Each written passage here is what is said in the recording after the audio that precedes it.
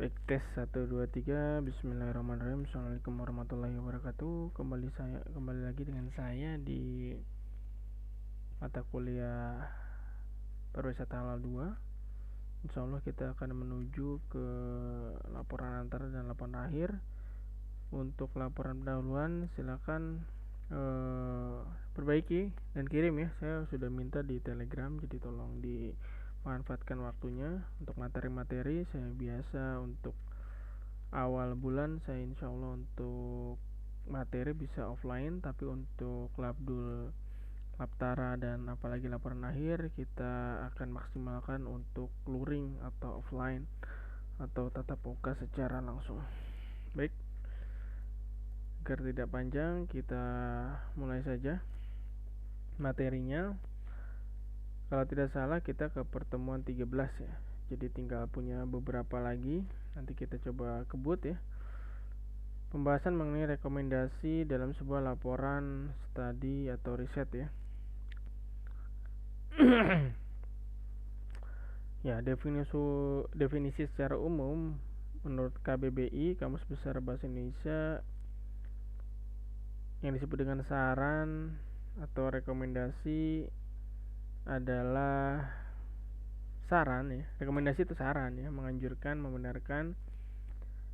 Kalau di kata bendanya ini penyungguhan atau hal minta perhatian bahwa orang yang disebut dalam dapat dipercaya dengan baik, biasa dinyatakan dengan surat. Oke, ini kata turunannya rekomendasi, ada merekomendasi dan merekomendasikan. Oke. Selanjutnya report as naratif. Jadi apa ya? Ya, laporannya itu berupa narasi. Has to tell a story to the reader. The writer of the report therefore needs to think of the flow of the argument. The story in the same way that the writer of a novel has to consider the plot. The report as narrative may call for presentation of only simplified factual information or key feature of the data, possibly in graphical form to demonstrate and illustrate the argument. Ya, dari sisi laporan itu di dalamnya pasti harus ada semacam grafiknya ya, atau ada data-datanya secara faktual yang diinformasikan dengan narasi ya, narasi yang bisa dipresentasikan. Report as narrative structure. Nah, ini ada strukturnya. Introduction, discussion, data collection, research analysis, 3 subbab ini kaitannya tentang result analysis. Terakhir summary, conclusion. Nah, ini mungkin sudah ya dibahas di awal. Report as record. Jadi the report as record mean that the report is often also a reference source where a future reader may wish to look for information. Being a good record may involve including extensive detailed information which would interfere with the sequence of the narrative. The report as record is likely to call for the presentation of detailed information, even data which were collected but did not prove particularly relevant for the overall study conclusion. Jadi nggak semuanya record ini bisa diterapkan di penutup ya, conclusion setiap riset atau studinya. Oke. Don't forget to checking and double checking the report for typing, spelling and typographical error is well worth the laborious effort. Ya, meskipun ini bagiannya pustakawan ya maksudnya, tapi ya tetap aja si pembuat proposal tersebut harus double check ya, selalu cek jangan sampai ada yang typo ya. Seperti kemarin presentasi di laporan pendahuluan itu ada yang typo dan ada yang tidak masuk ke core-nya gitu ya, tidak seperti yang saya maksud.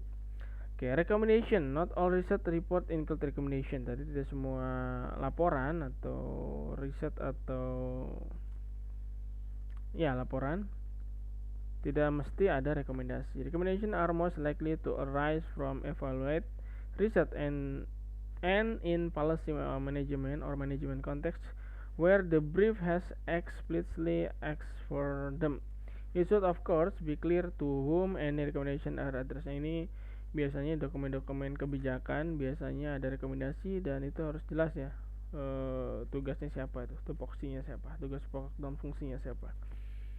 Implication of finding: avoid the temptation to provide a series of recommendation and focus instead on one or two major ones. Jadi untuk rekomendasi itu fokus ada dua topik utama saja, dua atau satu ya. Make sure, however, that you do make suggestions that could have been easily explored within your study, as this will show that you have not done all the work that you would like to in your own field of research. Selanjutnya ini contoh ya, rekomendasi dalam riset penelitian saya ambil dari Idewa Gede Sugi Hamreta nih. Ini karena yang kemarin ya tentang tourism resilience, jadi ini juga contohnya. Oke, di sini intervensi kebijakannya sini ada ya di oke. Contoh rekomendasi di dalam ini ada rekomendasinya nih. Ya, ada 3 yang di underline untuk COVID-19 ya, intervensi kebijakannya. Di sini ada injeksi likuiditas dan uang tunai, ada melindungi mata pencarian pekerja, ini ada semacam BLT ya, kedudukan fiskal. Oke, ini ada contoh dari jurnalnya, saya menemukan ada rekomendasi. Jadi nggak semuanya ada ya, qadarullah yang saya ambil ini ada beberapa ya, ini ada banyak juga. Tadi 3, ini 3, 6, 10 ya. Nah ada 10 ya kurang lebih. Ya meskipun ada yang lebih ini redundant ya, atau double post sama ya.